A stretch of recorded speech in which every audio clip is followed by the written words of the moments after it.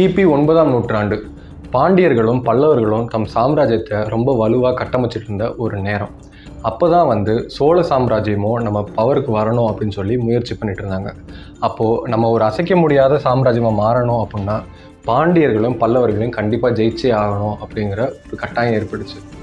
அந்த நேரத்தில் தான் இரண்டாம் பராந்தக சோழன் அப்படிங்கிற ஒரு இளம் வயது சோழ மன்னன் பாண்டியர்களையும் பல்லவர்களையும் ஒரே நேரத்தில் நான் போரில் சந்திக்கிறேன், அவங்க கூட போர் பண்ணி நான் ஜெயிப்பேன் அப்படின்னு சொல்லி அவங்கள போருக்கும் அழைக்கிறாங்க. சிறு வயதான இரண்டாம் பராந்தக சோழன் எப்படி நம்மளை ஜெயிப்பான், நம்ம ஒரு மிகப்பெரிய சக்தியாக இருக்கமேன்னு சொல்லிட்டு தப்பு கணக்கு போட்ட பாண்டியர்களும் பல்லவர்களும் 2 பேருமே சேர்ந்து அந்த இரண்டாம் பராந்தக சோழனை எதிர்த்து போர் புரிகிறாங்க. இரண்டாம் பராந்தக சோழனோட வீரத்தாலையும் தீரத்தாலையும் பாண்டியர்களும் பல்லவர்களையும் அந்த போரில் ஜெயிக்கிறாரு. ஜெயிச்சு அவர் அசைக்க முடியாத ஒரு சக்தியாக சோழ சாம்ராஜ்யத்தையும் மாற்றுறாரு.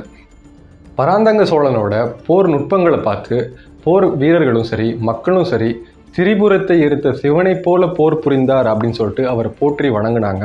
அது மட்டும் இல்லாமல் திரிபுராந்தகன் அப்படின்னு சொல்லிட்டு அந்த சோழ மன்னருக்கு பட்டமும் கொடுத்தாங்க. அந்த அளவுக்கு போர் புரிஞ்ச சோழ மன்னனுக்கு ஏன் திரிபுராந்தகன் அப்படின்ற ஒரு பேர் கொடுத்தாங்க அப்படின்னு தெரிஞ்சுக்கணும் அப்படின்னா திரிபுரத்தை எரித்த சிவனோட கதையை நம்ம தெரிஞ்சுக்கணும்.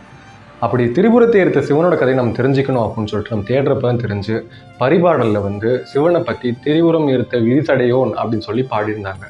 அப்போ இதை வச்சு நம்மளோட வரலாறை தேடி பார்க்குறப்ப தான் சிலப்பதிகாரத்தில் திரிபுரத்தை எரித்த சிவனோட கதை தென்பட்டுச்சு.